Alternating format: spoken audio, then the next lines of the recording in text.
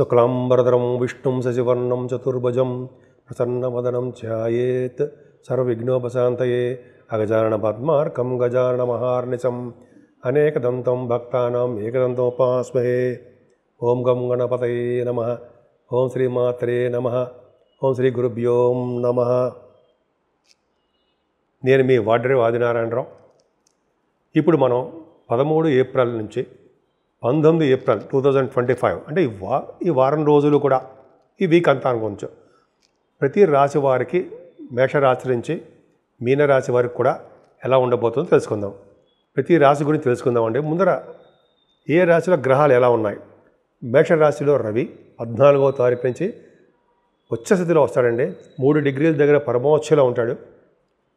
వృషభ రాశిలో గురుడు, అలాగే కుజుడు కర్కాటక రాశిలో ఉండడము, ఆయన 3 డిగ్రీస్ దగ్గర నీచ స్థితిలో ఉండడము, చంద్రకేతువులు కన్యారాశిలో ఉండడము, అంటే 13వ తారీఖునే కన్యారాశిలోకి చంద్రుడు వస్తాడు.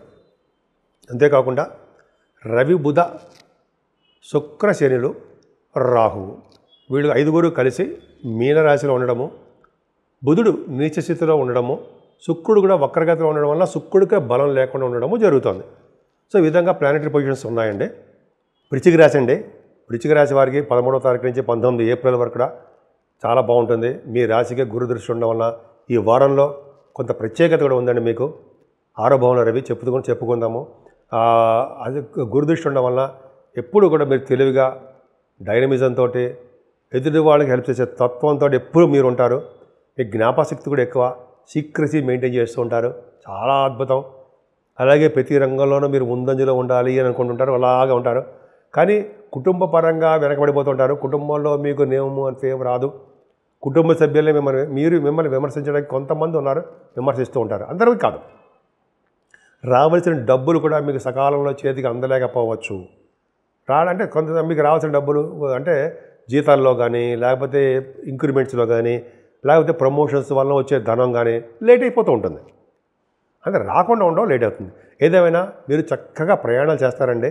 మీ తమ్ముళ్ళని, మీ తోబుట్టువులని సరదాగా కలుస్తూ ఉంటారు. మంచి మంచి ఐడియాలు వాళ్ళకి ఇస్తుంటారు. మీ తమ్ముళ్ళకి చెల్లెళ్ళకి ఇస్తుంటారు. వాళ్ళు అలాగే ఫాలో అయిపోతుంటారు. మీ వే ఆఫ్ లివింగ్ స్టైల్ అద్భుతంగా ఉంటుంది. అలాగే మీరు ఏ పని అప్పచెప్పినా, ఏ పనిలో ఉన్నా సరే నిమగ్నమైపోయి కార్యదక్షతతోటి, కార్యదీక్షతతోటి చక్కగా సక్సెస్ చేసేస్తారండి మీరు. ధైర్యం ఎక్కువ, అనురాగం ఎక్కువ, ఆప్యాయత ఎక్కువ. మీ తల్లిగారికి ఆర్థిక పరిస్థితి బాగుంటుంది. విద్యలో చిన్న చిన్న ఆటంకాలు ఎదురైనా మీరు సక్సెస్ చేస్తారు. బాగుంది. ఇంకా చెప్పాలంటే భూముల వలన, లేకపోతే గృహాల వలన చిన్న చిన్న ప్రాబ్లమ్స్ ఎదురవుతాయి మీకు. కొద్దిగా జాగ్రత్తగా ఉండండి. అలాగే స్టాక్ మార్కెట్లో కూడా అంత అనుకూలవంతమైన పరిస్థితులు మాత్రం లేవు. నష్టాలు రావడానికి అవకాశాలు ఉన్నాయి.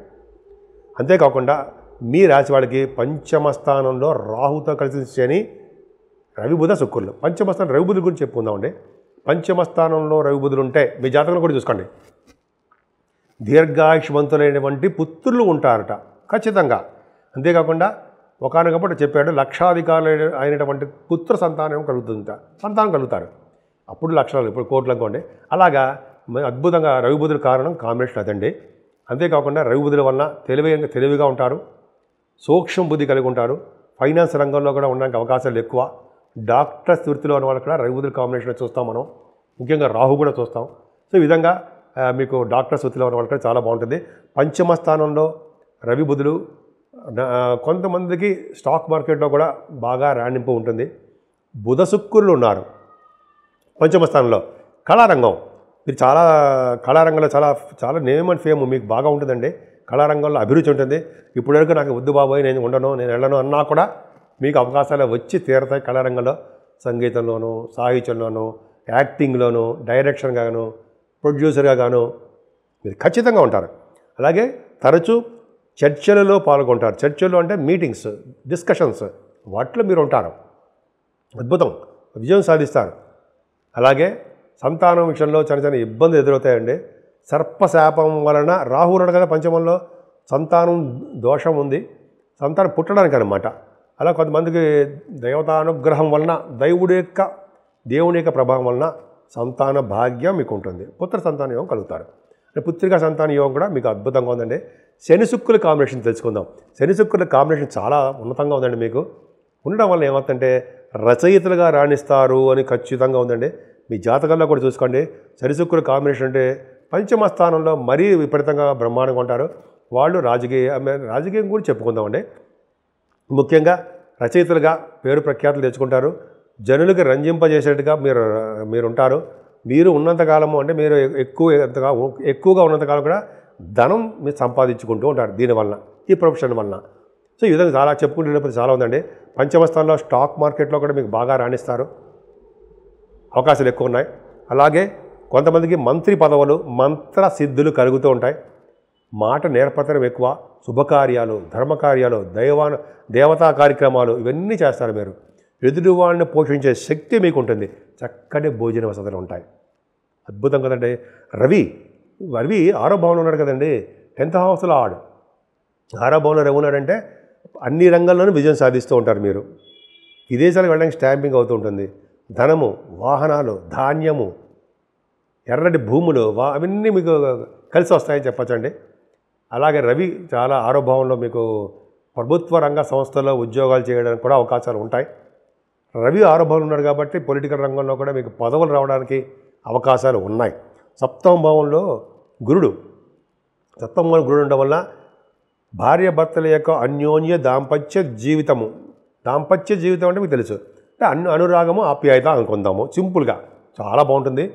దగ్గరకు వచ్చిన సంబంధాలు ఖచ్చితంగా సెటిల్ అయిపోతాయి. వివాహాది వేడుకలు మీ ఇంట్లో జరుగుతాయి. ఆనందంగా ఉంటుంది. ఇంకా చెప్పాలంటే మీరు మీ గురుబలం వల్ల చక్కటిగా వ్యాపార వృద్ధి చేసుకుంటూ ఉంటారు. ఏదైనా భాగ్యస్థానంలో కుజుడు తప్పంటే రియల్ ఎస్టేట్ రంగంలో ఉన్న వాళ్ళకి భూముల వలన తగాదాలు, భూ వివాదాలు, చిన్న ప్రాబ్లమ్స్ ఇవి రావడానికి అవకాశాలు ఎక్కువ ఉన్నాయి. అంతేకాకుండా మీ రాశి వాళ్ళకి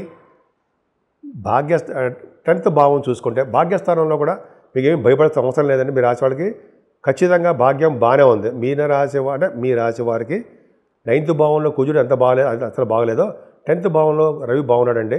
అంటే శత్రువుల ద్వారా ధన సంపాదన ఉంటుంది. మీకు గవర్నమెంట్ ప్రొఫెషన్లో ఉండడానికి అవకాశాలు మీకు ఎక్కువ. అంతేకాకుండా ఆడవాళ్ళకి చెప్తున్నానండి, మీరు ఇంటర్వ్యూస్లో సెలెక్ట్ అవుతారు. ఈ గ్రూప్స్, సివిల్ సర్వీసెస్ ఇవి రాయండి, మంచి ఫలితాలు ఉంటాయి. మీకు కేతువు లాభస్థానంలో ఉండడము, చంద్రుడితో కలిసి ఉండడము, మిక్కిలి బలవంతుడైపోవడం వలన కేతువు, అలాగే గురుదృష్టి కూడా ఉన్నాడు కాబట్టి గురుదృష్టి కూడా ఉండడం వల్ల రియల్ ఎస్టేట్ రంగంలో ఉన్న వాళ్ళకి చాలా బాగుంటుంది. సాఫ్ట్వేర్ రంగ ఉద్యోగస్తులకి చాలా బాగుంటుంది. అలాగే ఆటోమొబైల్ ఇండస్ట్రీస్, వాళ్ళ వ్యాపారాలు, ఫార్మా రంగాలు, అలాగే సిమెంట్ పరిశ్రమలు, కోలు ఇవన్నీ చెప్పుకునేటప్పుడు చాలా ఉంటుందండి. అలాగే computer software, hardware, electricity, electronics departments వాళ్ళకి అద్భుతమైన ఫలితాలు, లాభాలు అధికంగా వస్తాయి మీకు. ఈ విధంగా వృశ్చిక రాశి వాళ్ళకి చాలా బాగుంది. సుబ్రహ్మణ్యేశ్వర స్వామి ఆరాధన చేసుకోండి. అన్ని రంగాల్లోనూ మీరు ముందంజలో ఉంటారు. ఈ వారం మొత్తం అండి 3 గ్రహాలు అనుకూలవంతమైన పరిస్థితి. 3 గ్రహాలంటే మేజర్ గ్రహాలండి. అనుకూలంగా లేకుండా, అనుకూలవంతమైన పరిస్థితులు కలిగించకుండా అన్ని రంగాల్లోనూ అందరికీ కూడా ప్రాబ్లమ్స్ క్రియేట్ చేస్తున్నారు. వాళ్ళు ఎవరయ్యా అంటే కుజుడు నీచ స్థితిలో ఉండడం వలన అన్ని రాశుల వారికి కూడా ఏదో విధంగా ఆయన ప్రాబ్లమ్స్ క్రియేట్ చేస్తున్నాడు. అంటే కొంతమందికి ఏమో సంతానం విషయం ఇవ్వడం విషయంలో ఇబ్బంది కలిగించడం, కొంతమందికి వివాహాలు లేట్ అయిపోతూ ఉండడము, కొంతమందికి ఏమో వివాహాలు అయినా కూడా దాంపత్య జీవితము సరిగ్గా లేకపోవడము, కొంతమందికి అయితే రియల్ ఎస్టేట్ రంగంలో చిన్న ఇబ్బందులు కలిగించడము, భూమి యొక్క తగాదాలు, వివాదాలు, చిన్న ఇబ్బందులు ఇవన్నీ కూడా కుజుడు ప్రభావం వల్ల కలుగుతున్నాయి.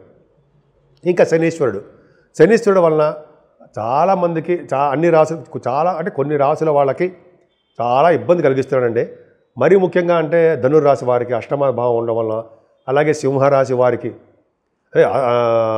ధనుర్రాశి వాళ్ళకి అర్ధాష్టమి శని అవ్వడం వలన, అలాగే సింహరాశి వారికి ఇలాగ శని ప్రాబ్లమ్స్ చాలా ఉన్నాయండి. అంతేకాకుండా రాహు వలన వచ్చే దోషాలు కూడా చాలా ఉన్నాయి. శనీశ్వరుడు, రాహువు, కుజుడు ఈ మేజర్ గ్రహాల యొక్క పరిహారం చేసుకుంటే సరిపోలా. అన్ని రాశుల వాళ్ళు ఏం చేసుకోవాలి? ఏం లేదండి. మొట్టమొదటిగా మనం కుజుడు గురించి చెప్పుకుందాం. సుబ్రహ్మణ్య స్వామి ఆరాధన చేసుకోవడం వలన సుబ్రహ్మణ్య స్వామి కళ్యాణాలు చేయించుకోవడం వల్ల, సుబ్రహ్మణ్య స్వామి అష్టోత్తరాలు మన ఇంట్లోనే చేసుకోవడం వల్ల నిరంతరము ఓం సం శరవణ భవాయ నమః మూల మంత్రం జపించడం. ఓం సం శరవణ భవాయ నమః, ఓం సం శరవణ భవాయ నమః, ఓం సం శరవణ భవాయ నమః మూల మంత్రం జపించడం వల్ల కుజుడి వల్ల వచ్చే దోషాలు చాలా మటుకు పరిహారం చేసుకోగలం. అలాగే శనీశ్వరుడికి ఏంటంటే శివుడికి అభిషేకాలు చేయించుకోవాలండి. ఫస్ట్ పాయింట్ శివుడికి అభిషేకాలు చేయించుకోవడము. రెండోది ఏంటంటే వెంకటేశ్వర స్వామి దగ్గర ధ్వజస్తంభం ఉంటాం, లేకపోతే వెంకటేశ్వర స్వామి దగ్గర టెంపుల్స్లో ఒక అఖండమైన దీపారాధన పెద్ద ఒత్తి వేసి నిండా నూనె పోసి దీపారాధన చేయడం వల్ల శనీశ్వరంలో వచ్చే దోషాలు పరిహారం తీరుతాయంటే సందేహం లేదు. అంతేకాకుండా ఆంజనేయ స్వామి ఆరాధన, అప్పాలు నైవేద్యాలు చేసుకోవడం వల్ల, అలాగే అమ్మవారి యొక్క ఆరాధన, అమ్మవారి యొక్క చండీ హోమాలు, కుంకుమ పూజలు ఇలాగా చేయించుకోవడం వల్ల అమ్మవారి చేయించుకోవడం వల్ల మనకి శని వలన, రాహు వలన, కుజదోషం వలన వచ్చే దోషాలు హరించమంటారా, పోవంటారా, తక్కువగా ఉండమంటారా, అసలు లేకుండా ఉంటాయంటారా? ఎంత బాగుందండి, అవునా? నిజంగా అంతే. సో మనం దేవుడి యొక్క ప్రభావం ఉండాలి. దైవ దర్శనాలు చేసుకుందాం. అన్నిటికంటే ముఖ్యమైనది ఎటువంటి కష్టాలు వచ్చినా, ఎటువంటి నష్టాలు వచ్చినా, ఎటువంటి సుఖదుఖాలైనా మనల్ని వెన్నంటి కాపాడి మనకి ఎటువంటి కష్టాలు వచ్చినా ముందు ఉండే భగవంతుడు ఒక్క శ్రీరామచంద్రుడే. ఆ శ్రీరామచంద్రుడు నిరంతరము రామా రామా రామా అనుకుంటే మనకి అన్ని కష్టాలు తొలగమంటారా? మీరే ఆలోచించండి.